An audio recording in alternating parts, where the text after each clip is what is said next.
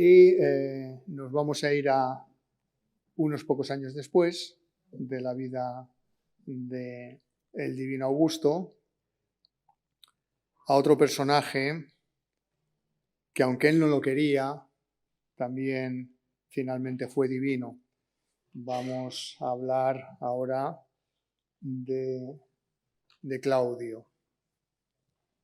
Claudio, alguien que, como ahora os va a contar la profesora Moro, no estaba destinado a ser emperador, pero que el azar, el destino, quiso que asumiera la púrpura imperial.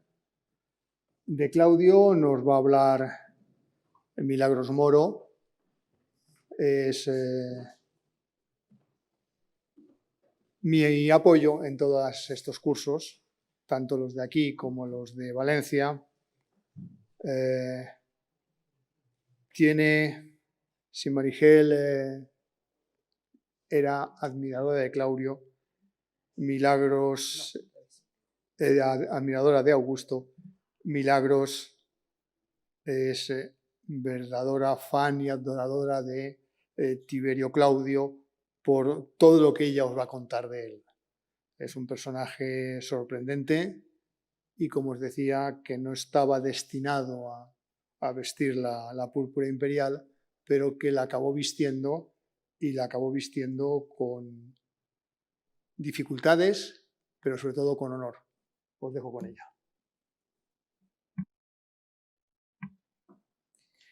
Pues gracias, primero de todo, pues a los directores del curso por habernos invitado, a él y a mí, porque vamos en paquete.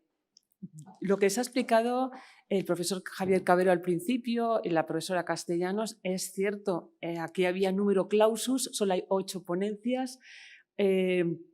Candidatos a ser protagonistas del curso hay muchos y ha habido que elegir. Ha habido que hacer un casting y agradecidos de que en ese casting estuviera Claudio y con él, yo con él. Así que de parte de los dos, pues muchísimas gracias por la invitación una vez más a esta casa, que es un auténtico honor y un placer, y además venir con él.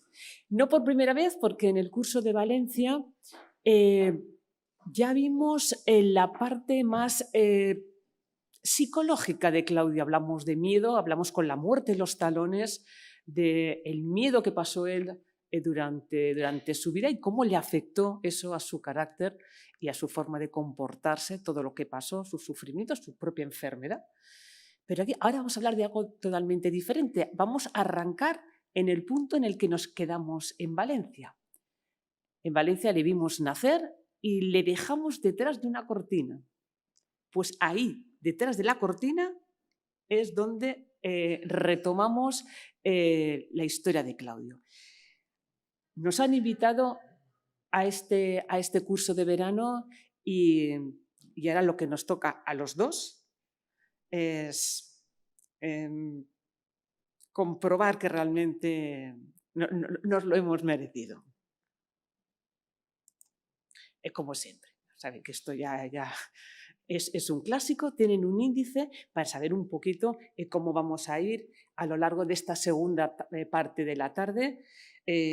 Vamos a ver qué imagen tenemos de él y tenían de él sus contemporáneos y después de un poquito de situación familiar. Vamos a hablar un poquito de la familia, porque ustedes conocen a la mayoría, por no decir a todos los personajes que van a desfilar por esta pantalla ahora, pero quizá la relación familiar exacta que tienen se les desvía, porque con tanta gente, con tanto embrollo, vamos a situarlos a cada uno con respecto a los demás para que lo tengan más claro.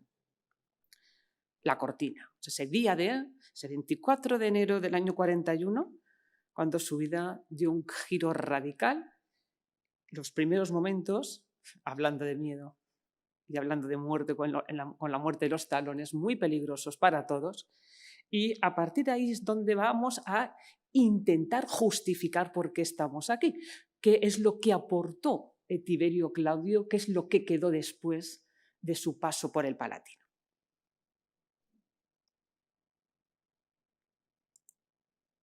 ¿Qué imagen tienen de Claudio?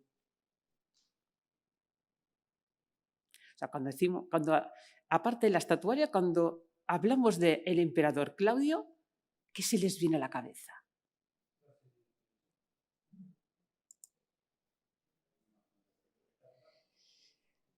Esa maravillosa interpretación de Derek Jacobi en la serie de la BBC de Yo Claudio, de esa todavía estupenda novela de Robert Graves, que en los años 30 puso un punto y aparte en la imagen que se tenía hasta esos momentos del emperador Claudio.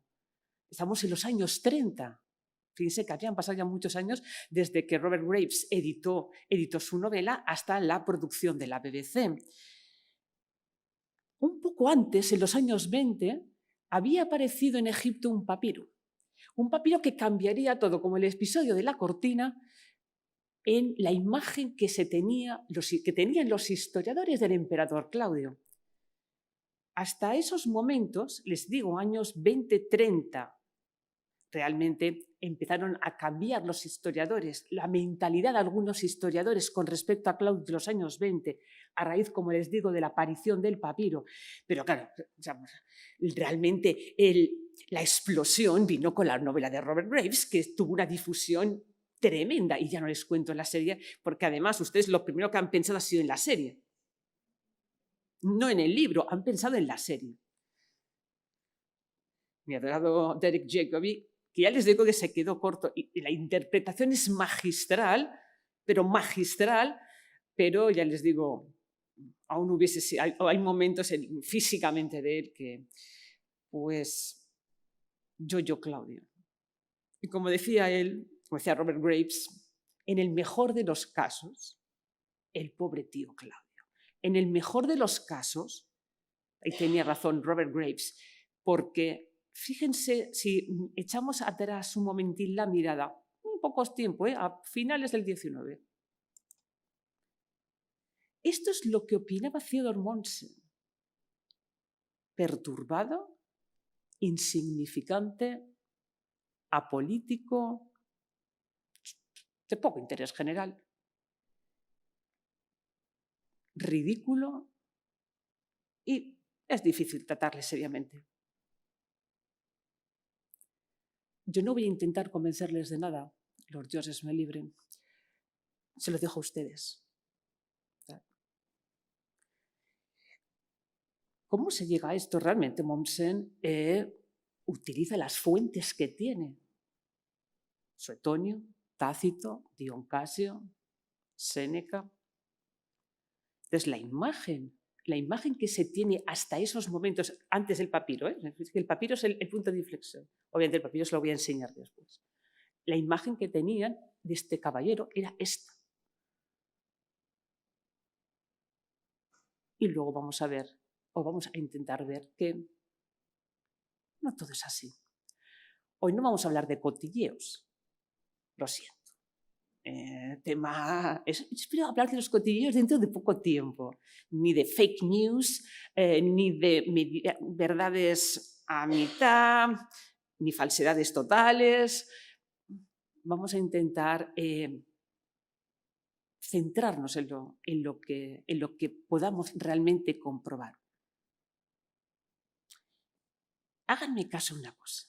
Siempre que se encuentren en una situación de estas, utilicen el método cartesiano. Utilicen a Descartes.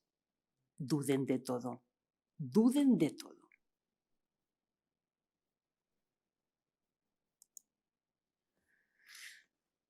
Echemos un vistacito a la familia. Oh, interesante donde las haya.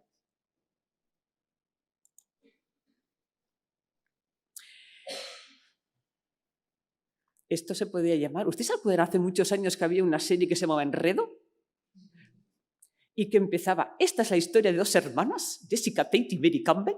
Bueno, pues esto lo podemos acoplar aquí. Esta es la historia de dos hermanas. ¿Y quién son las dos hermanas? Son Antonia Mayor y Antonia Minor, que son las dos hijas pequeñas que tuvo Marco Antonio, las dos hijas que tuvo con Octavia, que era hermana del protagonista anterior, de Octavio. Bien.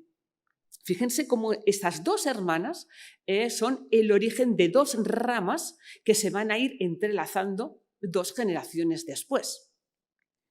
Antonia Minor, casada con Druso, para que se sitúen, es el hijo de Livia. Livia, esposa de Augusto, tiene dos hijos, Tiberio y Druso. Con Druso, Antonia tiene a Germánico que le sobrevivan, Germánico, a Livila y a nuestro Claudio. Antonia Mayor, por su parte, casada con Neobarbo, tiene a Lépida, a Lucio Domicio y a Domicia Lépida. Atención que viene ahora el cruce familiar. Lucio Domicio, casado con Agripina, tuvo a Nerón. Y por el otro lado, Claudio, casado con Mesalina, tiene a Británico. Es decir, que Nerón y Mesalina son primos hermanos. ¿Los localizaban así?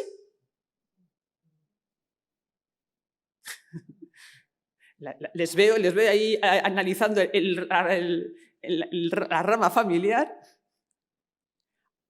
Alguien debería hacer una serie con esto, pero realmente interesante. ¿Sí? ¿Lo tenemos ya claro? Muy bien.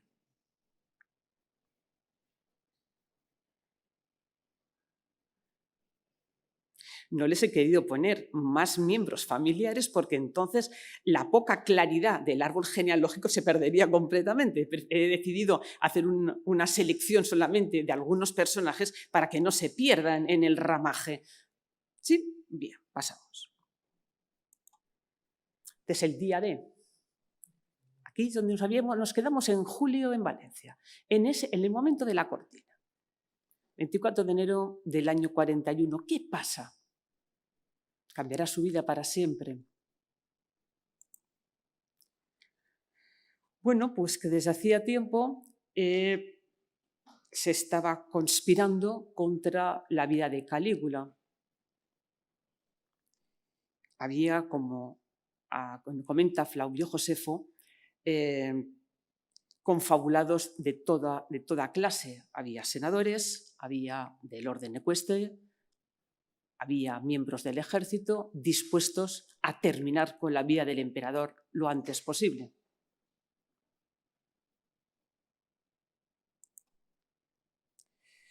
Pero no encuentran el momento, la verdad es muy peligroso. Si algo falla, su vida corre riesgo, y mucho. Pero, por otro lado, Quirias, que lleva la voz cantante, pues piensa que cada día que pasa la vida de alguien corre peligro, incluida la suya, y además ocurre una cosa. Hay programado un viaje de Calígula a Egipto después de los Juegos que se celebran este día, y existe la posibilidad de que alguien se les adelante y asesine a Calígula en Egipto. Y no quieren que eso ocurra.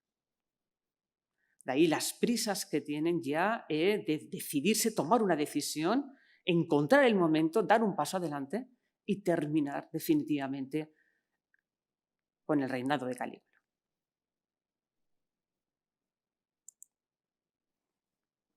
Y esto ya lo saben porque además hemos repetido y querido repetir la misma escena, este cuadro ya conocísimo de Sir Lawrence Almatadima, de un emperador romano, año 41, en ese momento en el que se esconde, porque claro, la situación es muy peligrosa, han asesinado a Calígula, hay un auténtico descontrol, nadie sabe nada, y él se esconde como los niños chicos, que se tapan los ojos, como yo no veo, no me viene a mí, Pues él debió pensar lo mismo, como me tafa a mí no me ven.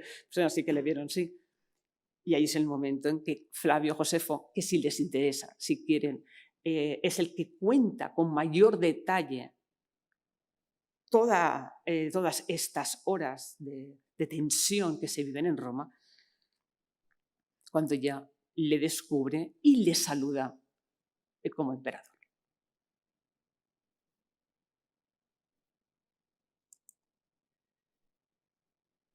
Es trasladado al cuartel de la Guardia Pretoriana, al cuartel de los pretorianos, a Castra Pretoria, y mientras eso ocurre, esto realmente ustedes ya lo saben, hay un momento en el que el Senado se está reuniendo, por otro lado, con la intención, con la idea de restaurar el antiguo régimen, pero por otro lado, los pretorianos apoyan el ascenso de Claudio al poder. Una noche en vela, fíjense las horas que se pasaron, las horas que se pasaron, él retenido, como decía él, en contra de su voluntad, en el cuartel de la Guardia Pretoriana, el Senado en Roma, está separado, básicamente, decidiendo hasta que, sí que es un poco largo, pero se lo voy a abreviar.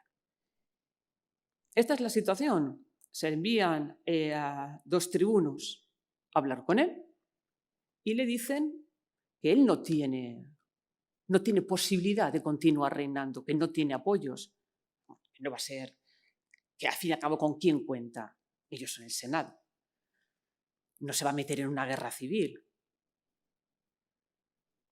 Que si renuncia, bueno, podrá continuar siendo lo que ha sido hasta esos momentos.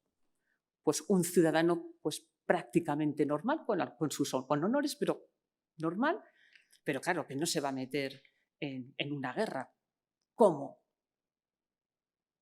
Solo les faltó decirles usted que es el pobre tío Claudio.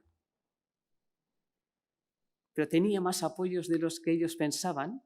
El Senado realmente da la sensación, cuando lo lees, de que tampoco tienen las ideas muy claras, o sea, no tienen muy claro el camino a seguir. De hecho, instaurar de nuevo la República, cuando luego también había 3 candidatos que también podrían sustituir a Calígula. A ver, ¿qué? O sea, una cosa u otra. No da la sensación de tener, ya les digo, el camino de ruta nada claro. Claudio se encuentra con el apoyo, por supuesto, de la Guardia Pretoriana y del ejército, y el final, pues ya lo sabe. Primeros momentos muy complicados.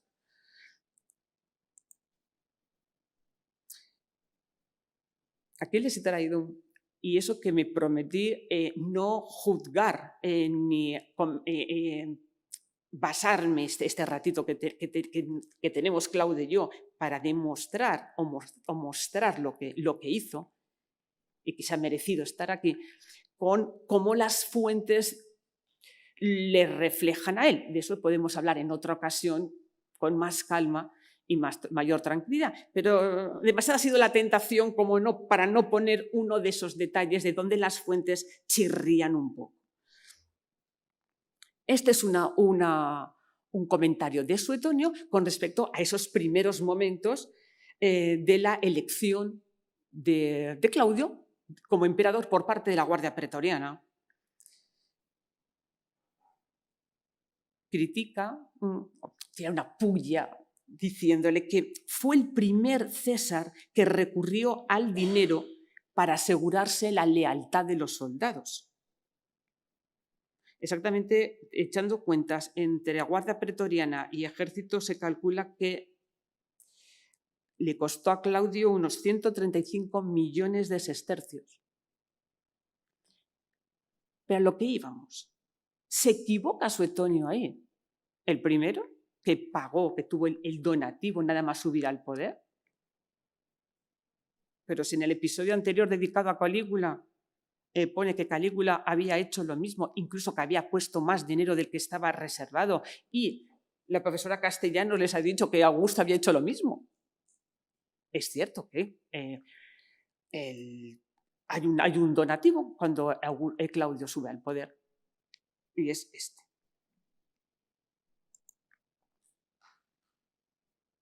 Fíjese, aquí tenemos el comentario también sobre este tema de Dion Casio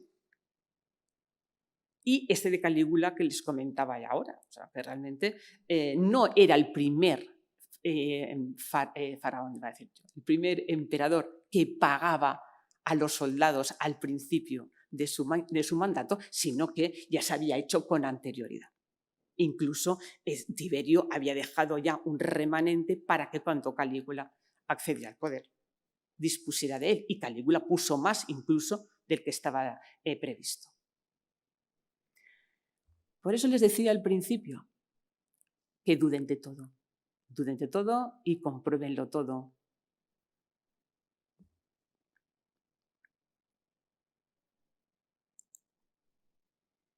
Se he traído dos ejemplos de los áureos que se acuñaron precisamente para pagar ese donativo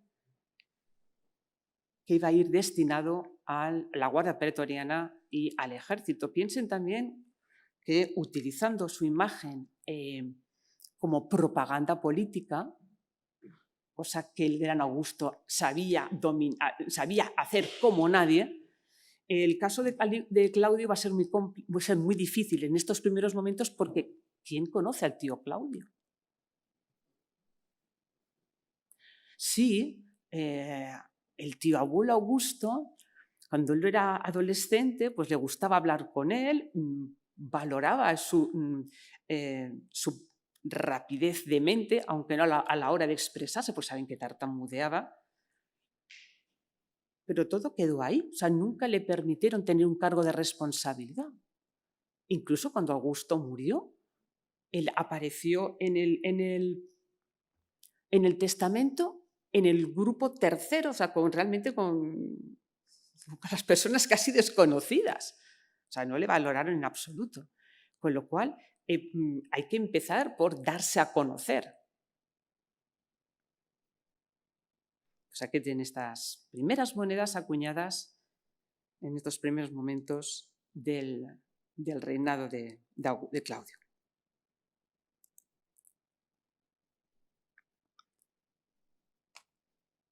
Pero vamos a ver ahora ya en lo importante, cómo va a organizar la administración y cómo va a ser su relación con el Senado. Van a ver que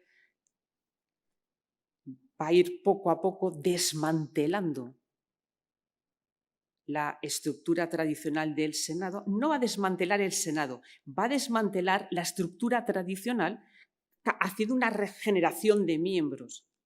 El Senado lo quiere tener, pero con sus senadores, con los senadores que estén de su lado.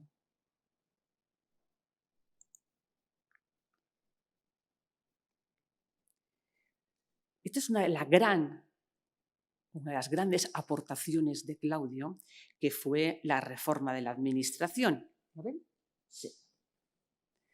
Es cierto que había empezado con Augusto, evidentemente, se había producido un cambio de régimen, pero con Claudio es cuando realmente se organiza y además se da un paso adelante porque la propia casa empieza a convertirse en el germen de lo que será muchos siglos más tarde las Cortes. Ese es el gran paso de esa organización que se va a dar tanto en la casa como en la propia administración.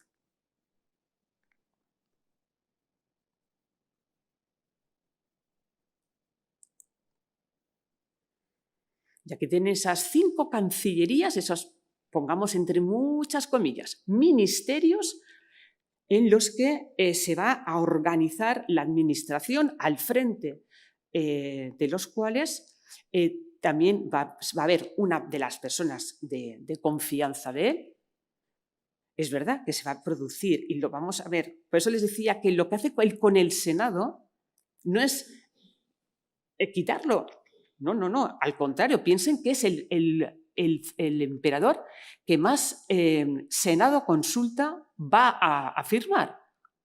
Lo que pasa es que va a ser su Senado Y para eso necesita renovar todos los miembros del Senado, irlos sustituyendo poco a poco por otros. Y esto también va a pasar en la administración. La administración poco a poco va a estar formada principalmente por libertos y en la parte del escalafón más bajo de esclavos de su confianza, de su casa. Piense, cuando él hereda, y lo vamos a ver ahora, bueno, hereda entre comillas, porque como él no es parte de la familia Julia, esa es la otra. O sea, él, aunque era evidentemente pariente biológico de Calígula, era su tío carnal, era hijo de Germánico. Pero es que resultaba que Augusto adoptó a Tiberio, Tiberio adoptó a Germánico y Calígula era hijo de Germánico, con lo cual toda esa rama de los Claudios se convirtió en Julia. Pero Claudio no. O sea, Claudio no pertenecía a la familia. Pero claro, a la muerte de Calígula no había otro heredero y él heredó todo. Él se hizo con todo, incluso el propio staff de la casa, el personal de la casa.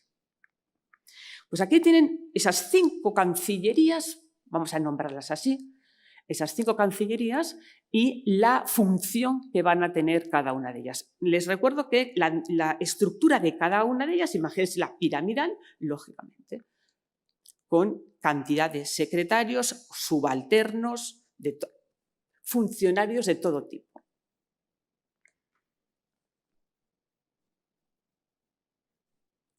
Solamente gente dedicada a la correspondencia, otros a la búsqueda de documentación, a las peticiones presentadas ante Claudio por particulares, a las finanzas, ese sería como el Ministerio de Economía y Hacienda, las finanzas tanto públicas como privadas, y el último, la asistencia del emperador al emperador en materia de jurisdicción.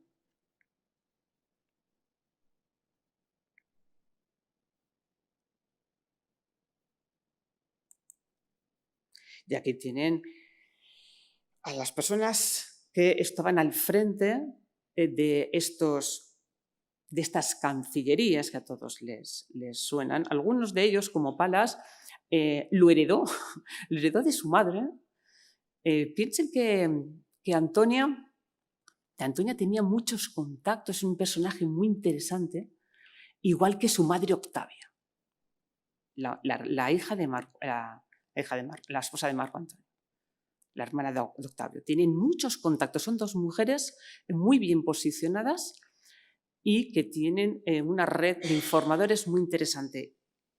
Aquí los tienen a los funcionarios que estaban al frente de estas cancillerías, ya les digo, de origen liberto, y que gracias a la maquinaria que puso en funcionamiento Claudio, consiguió retirar del poder a la clase senatorial y a la ecuestre poco a poco, y eso que él la clase ecuestre, poco a poco los fue eliminando, incluso muchas veces vía física, para ir sustituyéndolos por estos libertos de su confianza. Se daba el caso, claro, también sangrante, de personas del orden ecuestre al mando, a servicio, teniendo como superiores a libertos. Pero es que es un escalafón, es una base piramidal, y lo hizo de esa manera. Como evidentemente estarán pensando, pero si es que él llega y no sabe nada, pero es que imagínense los primeros momentos con el tema del dinero. O sea, es que él ha estado apartado del poder, de la administración. Siempre ha vivido y tiene 50 años. Si es que ha vivido aislado. Eso sí, le ha dado tiempo a leer mucho, a estudiar mucho y por lo menos a aprender teóricamente.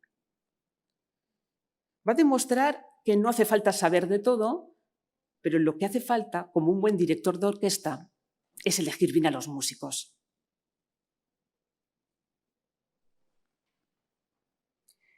Aquí tienen a Palas Arrationibus, era el responsable de las finanzas, Narciso de la correspondencia, Julio Calisto Alibelis, y Polibio pasó, primero estuvo en Alibelis y luego pasó a Estudis.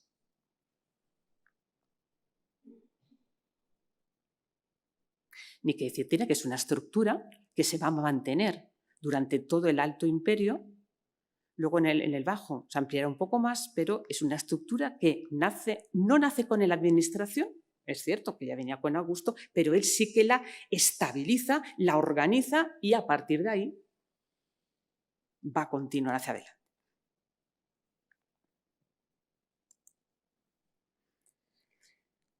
Con la casa, el palacio realmente no existe como tal. Me refiero, no es una estructura como el Palacio Real.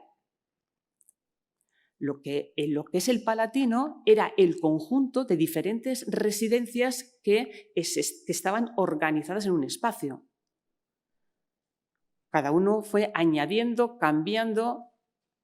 La profesora Castellán nos ha dicho que las estancias privadas de Augusto pues eran muy sencillas, eran nada ostentosas. Bueno, pues ya ven en este croquis cómo pero muchos de los emperadores que pasaron por el Palatino pues fueron ampliando, añadiendo, quitando, cambiando.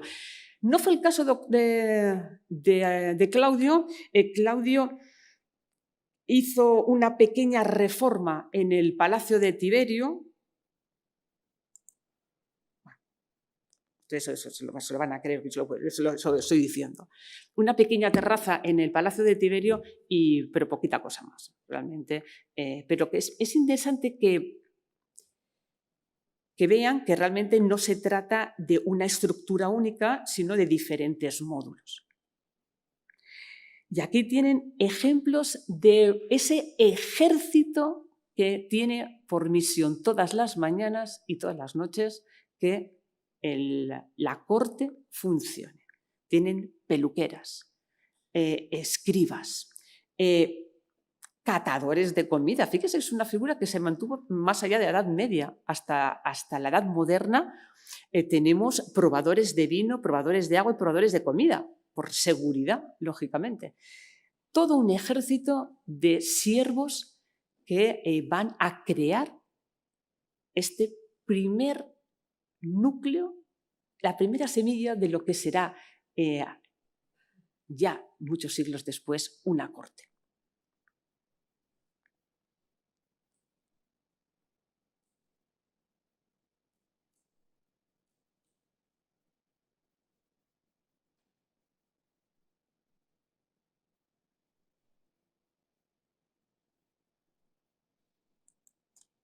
Sí, se la había traído, se me había cambiado de orden.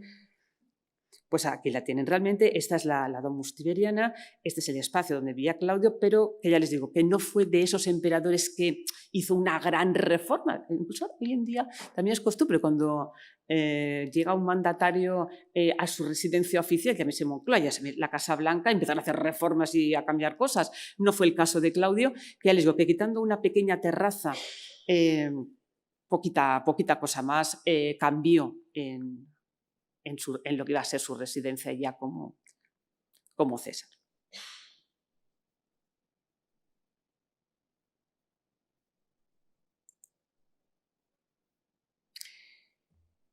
Y en su relación con el Senado, ya les digo que aquí de lo que se trata es un desmantelamiento paulatino a base de ir quitando a los senadores poder, poco a poco. O sea, ir renovando todo el Senado. Eso lo va a hacer porque, entre otras cosas, va a resucitar la censura.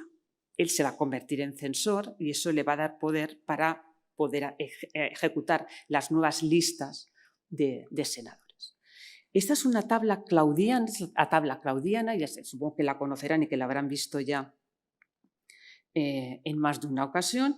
Es el primer discurso de Claudio ante el Senado para proponer ¿qué?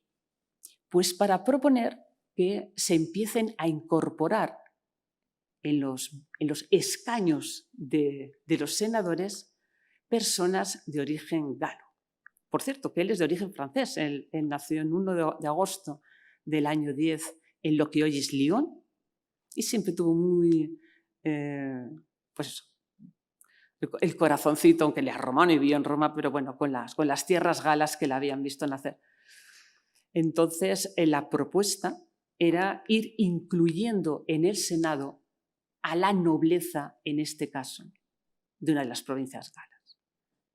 Objetivo, ir moviendo, expulsando, limpiando, podando el viejo Senado, incorporando a las élites de provincias, a las élites,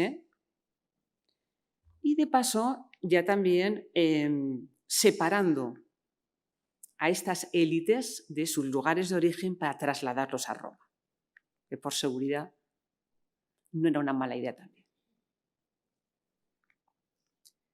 Con esta medida, eso se aceptó, se aprobó, y con esa medida abría la puerta a que las personas de provincias llegaran a Roma. Fíjense lo que pasaría muy poquito tiempo después. 50 años. 50 años ya no es que fuera senador, es que directamente fue nombrado emperador. O sea, Claudio abrió la puerta por primera vez y, como ven aquí, 50 años más tarde, 5 décadas más tarde, ya se había convertido en algo totalmente natural.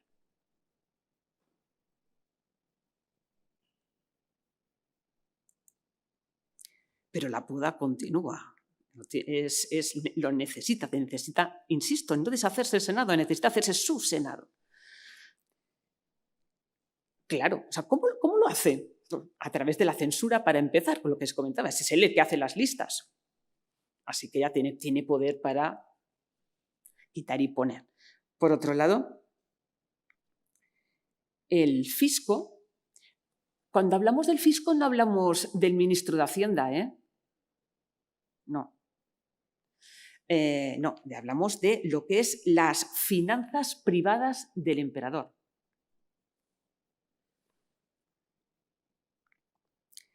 El fisco que lo tenían la clase senatorial va a acabar también en manos de los procuradores imperiales. El control del cereal va a pasar también al fisco, insisto, a manos del emperador. Y luego va a hacer una cosa muy interesante también, que es reorganizar la escala de ascensos en el ejército, perjudicando a la clase senatorial, a la antigua clase senatorial. O sea, va a atacar por todos los lados. Va a tirar de censo, va a tirar de quitarles poder económico, de que controlen, que tengan poco poder la clase senatorial, para pasarla, lógicamente, a la casa, y luego en el ejército lo va a reorganizar de tal manera que poco a poco se vean, no ninguneados, pero perjudicada la clase senatorial. El plan es perfecto.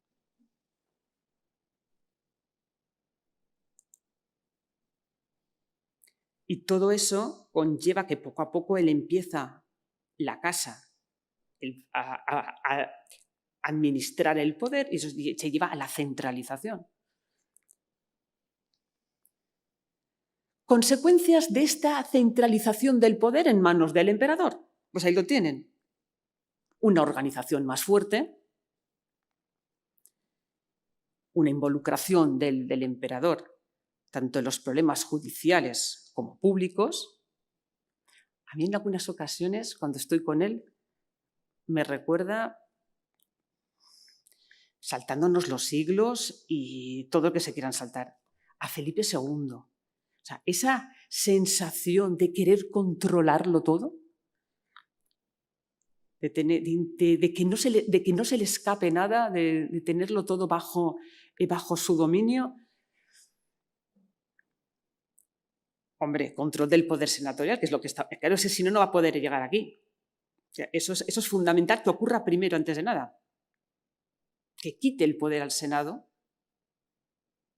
del antiguo Senado. Y con esa centralización lo que va a conseguir también es que la autoridad del emperador, la autoridad imperial, se extienda por todo el territorio. Si la República consiguió unificar todo lo que es la península italiana, ahora el momento, con él, de unificar todo el territorio que se había conseguido.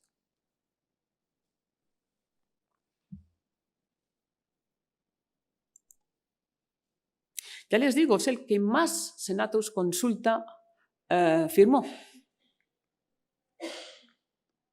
Así que no les voy a dar una colección de leyes aquí, porque corro el riesgo de un motín y no hay cortina donde esconderme, con lo cual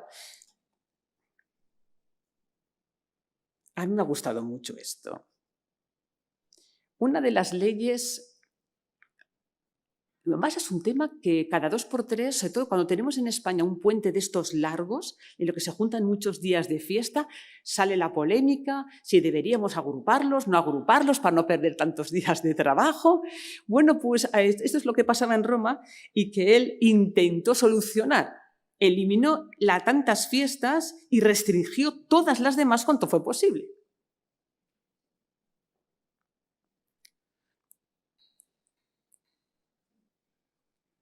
Porque, como pueden leer en este texto de Dion Casio, causaba daños serios al fisco. Y es la misma polémica que tenemos. Ya les digo, cuando tenemos todo el Puente de la Inmaculada, que hay 2 días que se pueden juntar con el fin de semana, que se pierden muchos días al cabo del año. Bueno, pues Claudio intentó reducir el número de fiestas pues, para evitar las pérdidas económicas que eso conlleva.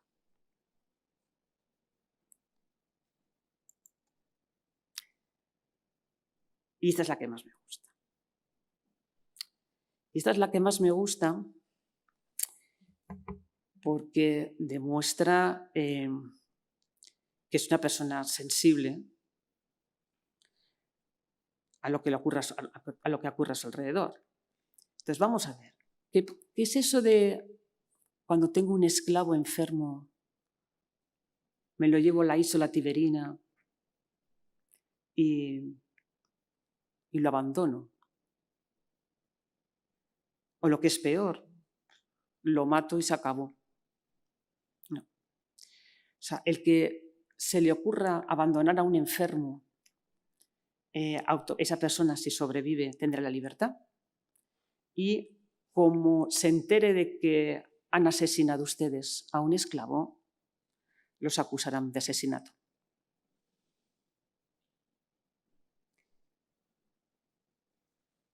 Hay una frase de Suetonio que dice: era cruel y sanguinario por naturaleza.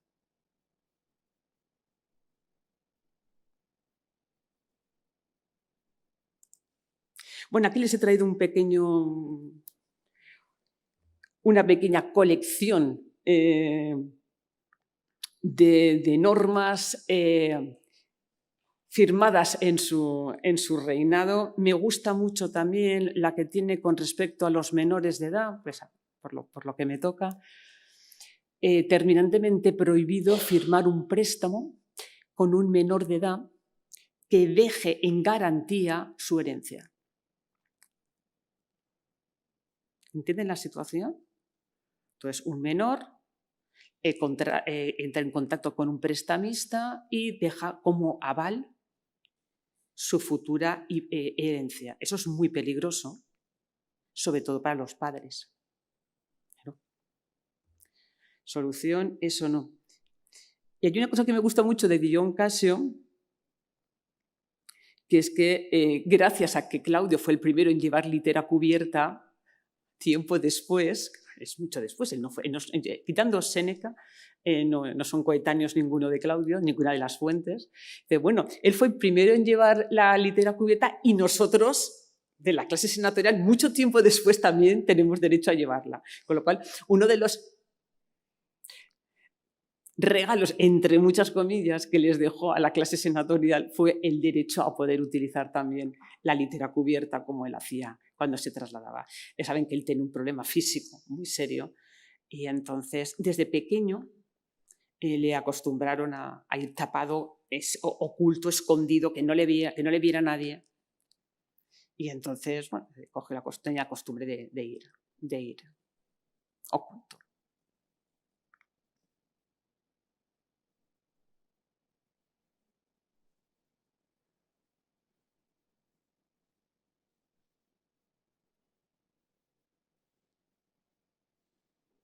Un poquito para que lo puedan leer con tranquilidad.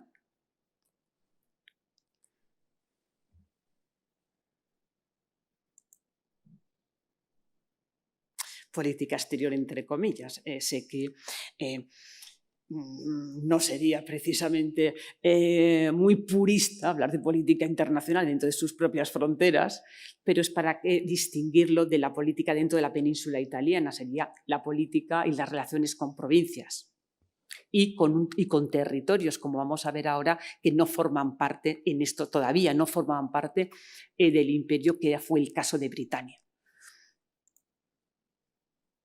Y por fin hemos llegado a ese papiro que les prometí que les enseñaría y que ha cambiado la historia de Claudio casi 2000 años después de su fallecimiento.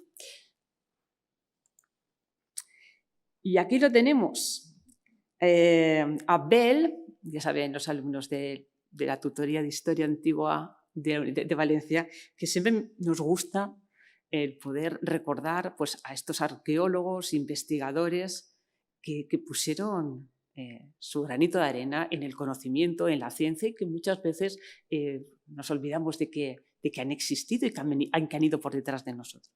Bueno, pues Bell, que era el conservador de papiros del Museo Británico, compró, por cierto, de una excavación que no parece que fuera muy legal, pero bueno, compró una serie de papiros en el Fayum y en la parte posterior del papiro estaba escrita una carta que había dirigido Claudio al poco tiempo de ser nombrado emperador a los habitantes de Alejandría.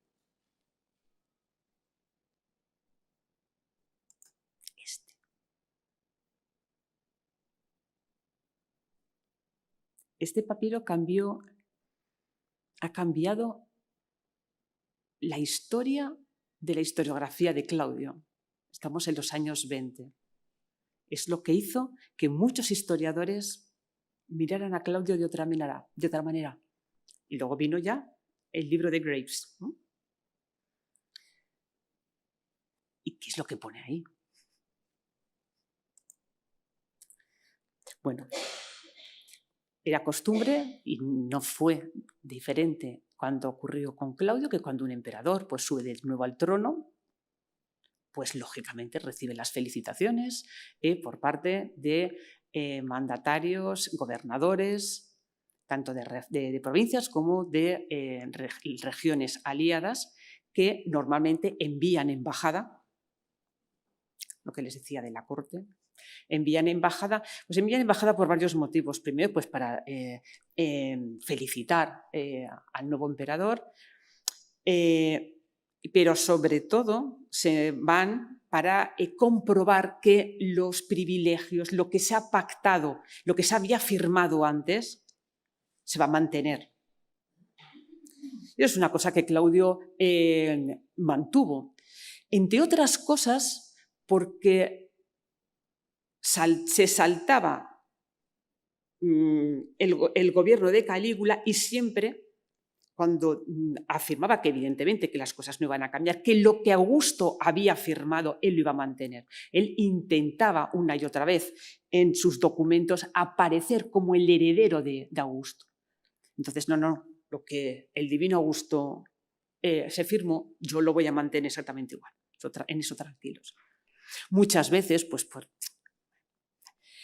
pelotear sería muy feo, pero hombre, pues por halagar y bueno, pues se ofrece al nuevo dignatario pues el levantamiento de estatuas, de templos. Él, en este caso, como ven aquí, una de las estatuas dice que no, porque una es de oro y le parece un poco demasiado.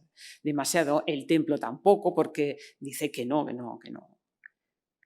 que cada uno tiene que rezar y adorar a quien considere, pero normalmente la documentación de las embajadas suele ser así.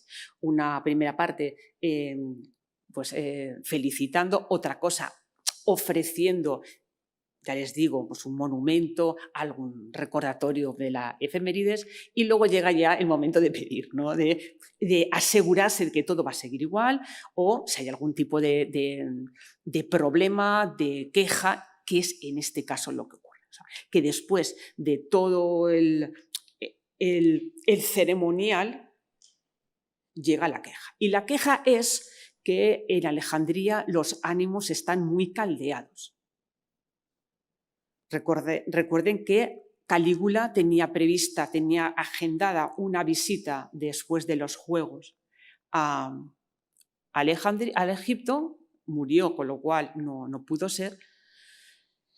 ¿Qué es lo que ha ocurrido? Bueno, pues hay conflicto entre los habitantes de Alejandría, entre la comunidad griega y la comunidad judía.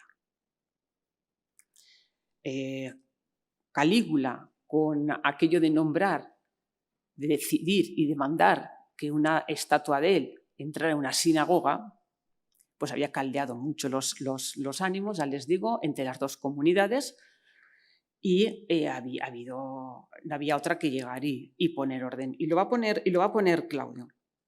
Y lo deja muy claro.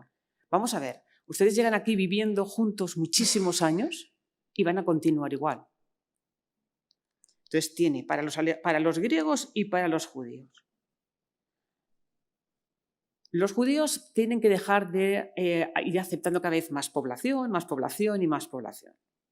Se deben mantener un poco el equilibrio y poder convivir con sus conciudadanos griegos, porque al fin y al cabo todos son alejandrinos. Y hagan ustedes el favor de no enviarme 2 embajadas por separado, los griegos quejándose por un lado, los judíos quejándose por otro, porque ustedes forman parte de la misma ciudad. Y luego termina pues con una especie de vamos a ver si lo hacemos por las buenas y no tengo que intervenir yo. O sea, vamos a intentar entre todos que ustedes convivan como lo llevan haciendo muchísimo tiempo. Y este es el pergamino en el que aparece esa carta que Claudio manda a los habitantes de Alejandría, en la que expone que quiere por todos los medios que haya paz, que no se repitan las revueltas que ha habido, que todos vivan como han vivido hasta entonces, y que, si no, que no le gustaría tener que poner paz él de otra manera. Es un documento muy importante, ya les digo, por las situaciones, por la información del momento que expresa y por ese cambio que produjo en la manera de ver al emperador Claudio.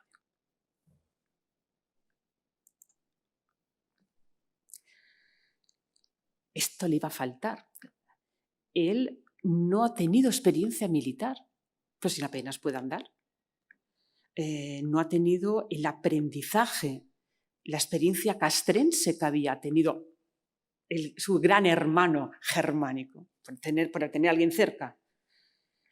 Pero lo que les decía antes, es que no necesita tener una gran experiencia. Lo que tiene que hacer es saber elegir bien a los que la tienen.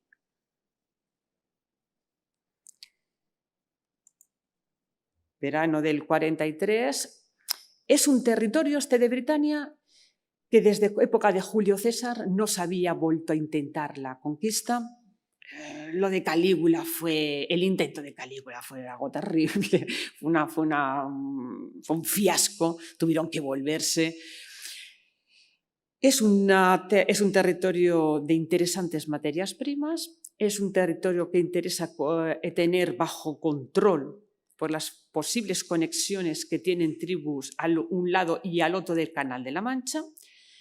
Tengo 2 legiones reclutadas por Calígula que tampoco me interesa que estén ociosas, porque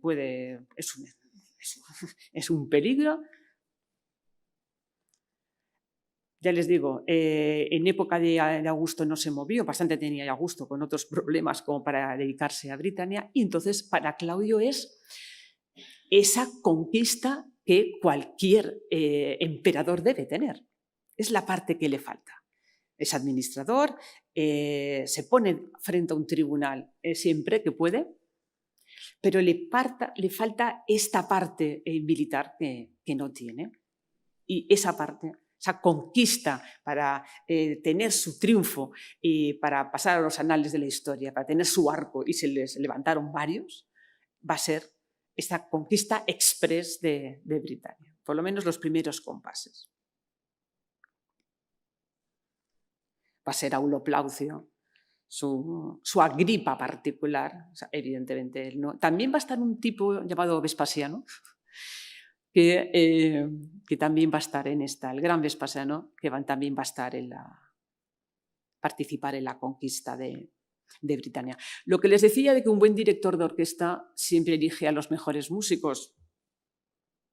Él tuvo muy buena relación con Vespasiano, hasta el punto de que es su hijo Tito, el que será luego el sucesor de Vespasiano, se crió en el Palatino con su hijo británico. O sea, se criaron los niños. Es una cosa habitual también que los niños de las élites se pudieran educar en el Palatino, y el hijo de Vespasiano, uno de sus generales, estaba también. No fue la excepción. Luego las cosas cambiaron cuando llegó Nerón, pero en estos momentos es un momento también de auge de Vespasiano. La conquista, les digo, luego dará mucha guerra después, pero en estos primeros compases, aquí tienen una moneda que representa uno de los arcos que se levantaron en honor de la victoria de Claudio. A Claudio lo llamaron, sí que llegó a llegar a Britania, pero ya les digo, si esperaban verle como un gran general, absolutamente nada. Llegó y prácticamente volvió enseguida.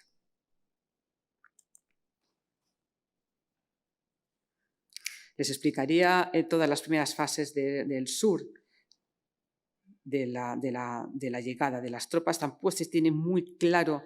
Lo más normal es que utilizaran el estrecho, la parte más estrecha del Canal de la Mancha, pero hay dudas sobre exactamente el primer desembarco cerca de Exeter de las tropas romanas, pero vamos con el tiempo que vamos. Eso sí que es otra idea, y no sé si lo conocen, el Fosse Way. Empezaría, como su propia palabra indica, siendo una fosa de separación cuando termina esta primera fase de la conquista de Britania con Claudio, y con el tiempo acabaría convirtiéndose en una vía. O sea, empezó siendo como una frontera entre territorio conquistado y territorio nativo, y con el paso del tiempo, les digo, acabaría convirtiéndose en una vía. Y aquí tenéis fotos de cómo se puede ver hoy la Fosse Way.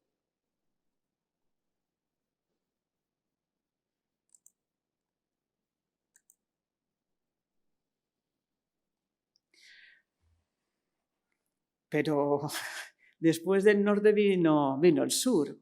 Problemas con Mauritania. Hay que decidir qué se hace con Mauritania. Pero veamos rápidamente qué es lo que ocurre exactamente en el territorio.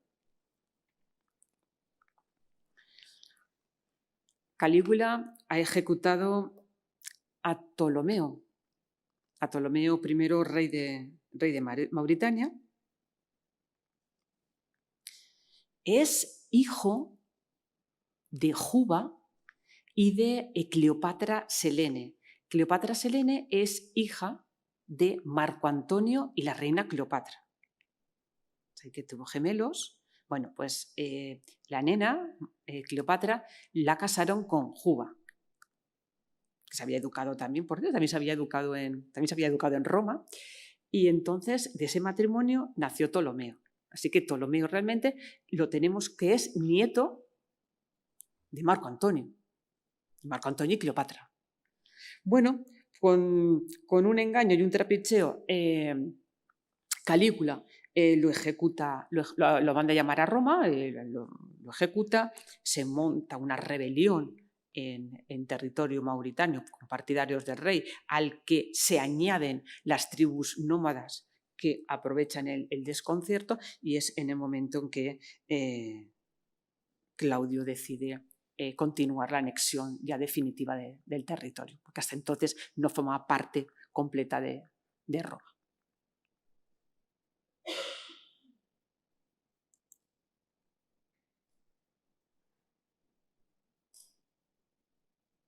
Así es como queda ya la división en África.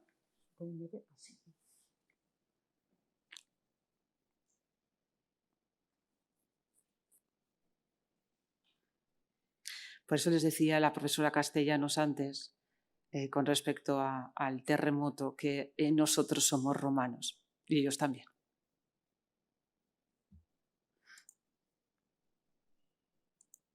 Con Licia más de lo mismo. Había una sublevación, ese marcado donde está,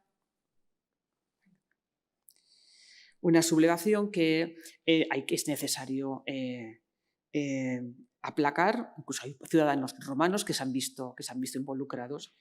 Y entonces, bueno.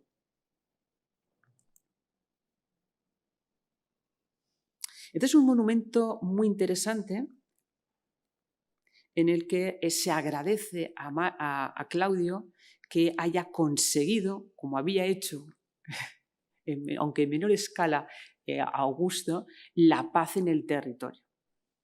En los lados de este monumento, del Viarium, lo que aparecen son los nombres de las vías, de cómo está articulado todo el territorio. No significa que las construyera él.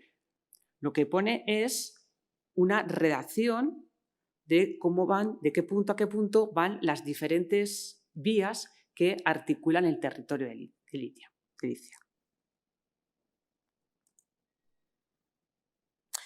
Nada de inútiles pirámides, diría un romano, que para la gran mayoría eso de las pirámides era una cosa inútil, que se habían gastado un montón de dinero y que no servían ¿para qué? Pues para nada. El romano es práctico por naturaleza, pragmático, y las cosas que sirvan para algo. Y las pirámides,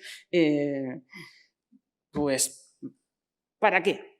Pues vamos a ver las principales obras públicas de Claudio, que estaba realmente preocupado sobre todo por el suministro, por el mantenimiento y por la seguridad de Roma y de gran parte del territorio, por supuesto.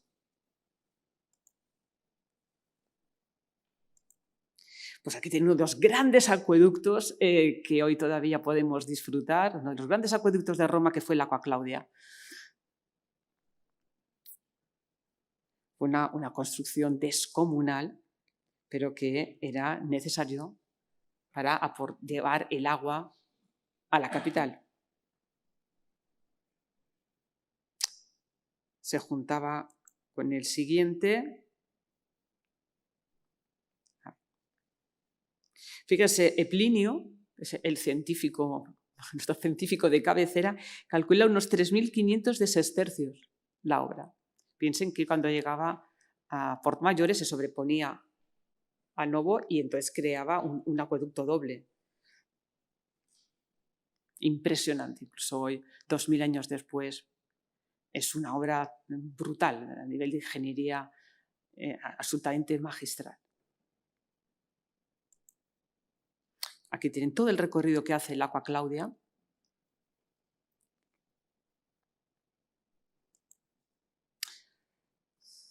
Esto no salió bien. De lo que se trataba era de desecar el Fucino, el lago, se había hecho con el albano. El albano, recuerdan cuando hablamos de Camilo el año pasado, el asunto del albano no se trataba de secarlo, se trataba de que no desbordara, de mantenerle siempre a nivel del agua, o sea, que no desbordara y arrasara las cosechas. En este caso, de lo que se trataba era de secarlo e utilizarlo para terreno cultivable, para terreno cultivo. Aquí tienen la visión del mismo. Si quieren, como les voy haciendo fotos y para no marearles, si quieren, en unos días les mando todos los textos con tranquilidad y los pueden analizar y con mayor parsimonia. Aquí verán la versión de dos fuentes diferentes, una técnica, que es la de Plinio, y otra con cierta puya por parte de Suetonio, que nos pone que ya parece que ya le pagaron a alguien que era un terrateniente para que lo desecara. Bueno, esto es lo que ocurre. El emisor es la parte de abajo, el emisor es el canal, es un canal de desagüe. Es un canal de desagüe, se hicieron 40 túneles verticales para poder ir extrayendo material y hacer el canal, pero no fue suficiente y sí, evidentemente, el lago perdió volumen, pero no suficiente, no se desecó nunca en esos momentos. Fue además un desastre porque para la inauguración se organizó una naumaquia, desastre absoluto. Hubo otro intento de desaguar el canal, el lago tampoco funcionó, se obturaba constantemente, ya de época de Nerón estaba obturado de nuevo otra vez, o sea, tiene un problema, un defecto de construcción, y no será hasta el siglo XIX cuando Alejandro Torlonia encargue la desecación definitiva del lago. Pero ya les digo, en el siglo XIX ha habido varios intentos, también en época de Trajano se intentó y no. Sí, se pierde mucha agua, pero no acababa de secarse del todo. Y así es como estaba en el siglo XIX. Esto es una reconstrucción moderna de cómo lo veríamos si tuviera agua.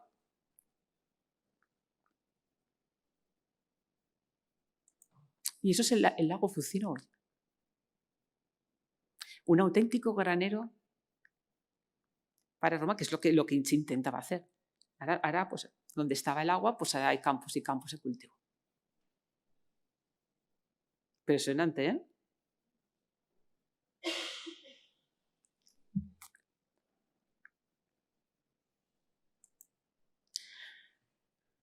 ¿Ustedes han leído un libro de José Antonio Marina que se llama La inteligencia fracasada? Si no lo han hecho, háganlo. Es pequeñito, los prometo, ¿eh? Es pequeñito. Pues en ese libro de José Antonio Marina explica que hasta las personas con una inteligencia normal, o sea, todos los que estamos aquí, todos tenemos momentos de patinada. O sea, todos tenemos esos momentos de ¿yo por qué habré hecho esto? O sea, bueno, pues el puerto es la inteligencia fracasada de Claudio. Es cierto que había que hacer un puerto en Roma, sin duda cabe, pero le explicaron por activa y por pasiva que tal como estaba previsto no iba a funcionar. Aquí le tienen en un momento de la serie, precisamente cuando él está con los planos del puerto, efectivamente. Puerto que es él.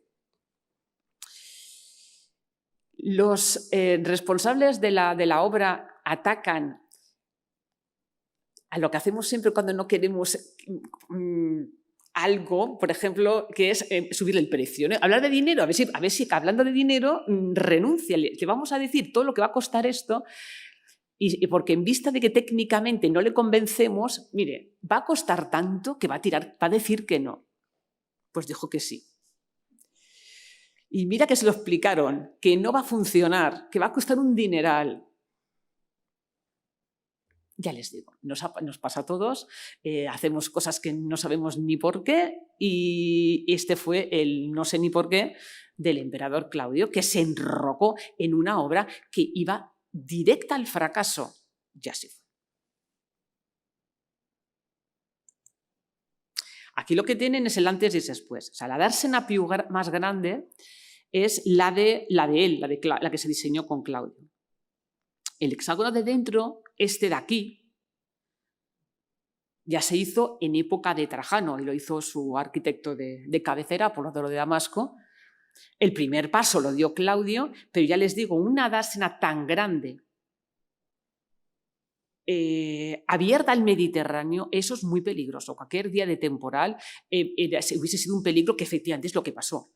Eso sin contar que el río iba a hacer su camino igual que estaba haciendo en el emisor del lago Fucino. O sea, poco a poco iría colapsando y rellenando, y es lo que ha pasado. Piensen que hoy en día, entre ese punto que ven y el mar, hay 4 kilómetros. O sea, el río ha ido arrastrando sedimentos y ha ido colmatando todo el antiguo puerto. O sea, necesita unas obras de mantenimiento constantes porque si no te van a embarrancar ahí los barcos. Para hacer el faro, ese magnífico faro, ya saben que se hundió el barco que había traído este obelisco, que hoy es el que luce en la plaza de San Pedro del Vaticano, y aquí tienen este relieve Torlonia maravilloso en el que pueden ver al fondo ese faro que daba la bienvenida a la entrada a las 2, a la bocana del puerto de Claudio. Un puerto, ya les digo, que tuvo muy poco recorrido, en época lo terminó Nerón, y en la primera gran tempestad que sufrió llevó a la ruina a los barcos que habían allí. No les protegía para nada del mar a mar y, ya les digo, inservible. El que sí que sirvió, lógicamente, fue luego ya el que se construyó en época de Trajano. Pero él al menos abrió el camino. Fíjense lo que les decía. ¿Dónde está el mar ahora? ¿Y dónde estaba el puerto, el faro? Mírense dónde ha quedado.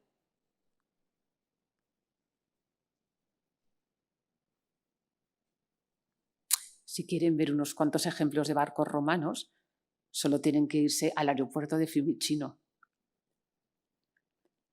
El aeropuerto de Fiumicino, la terminal de carga, cuando se construyó, empezaron a aparecer los barcos del puerto. Así que tienen un museo de barcos en un aeropuerto. Así que la próxima vez que vayan a Fiumicino no se vayan tan rápido y echen un vistacito a los barcos que están debajo de la terminal. Esto es brutal también. En su preocupación por el mantenimiento de la ciudad y por el bienestar de la ciudad,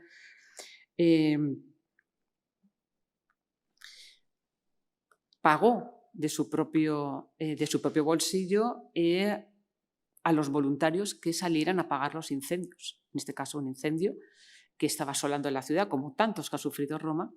Y entonces, aquí no queda otra que decir, vamos a ver, sacar dinero y animar a los vecinos a que echaran una mano contra el incendio. Pero el primero que se fue ahí, a los pies del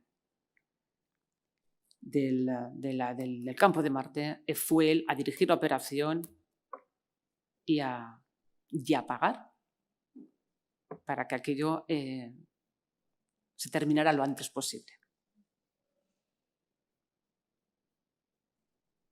Eso sin contar la corte de bomberos que puso en Ostia. En una de las ocasiones que Roma pasó una gran escasez de trigo, no había otra que traerlo en invierno.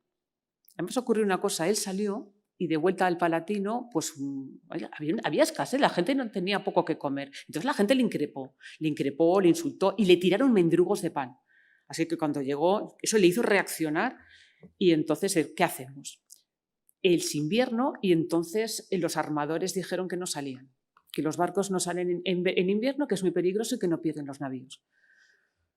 Entonces él dijo, perfecto, yo aseguro el barco. O sea, si el barco se pierde, porque van a salir en invierno, si el barco se pierde, yo lo pago. Y así fue. O sea, él aseguró el transporte de esos barcos para que los armadores, evidentemente, no arriesgaran su flota.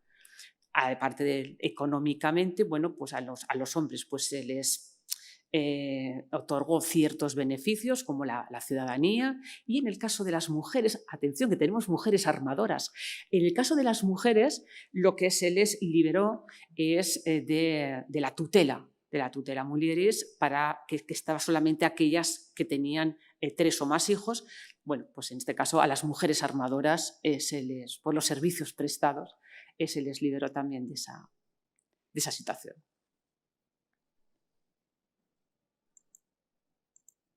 Que les presento la vía, por tener un poquito de infraestructuras variadas, la Claudia Nova. La tienen en amarillo, es lo que queda a la derecha. Es muy interesante porque se articulaba todo un territorio muy rico, muy interesante a nivel de comercio, y entonces la vía, la verdad es que fue un paso adelante. Tienen la inscripción las inscripciones de la vía. Vamos a acelerar. Y hemos terminado. Muchísimas gracias.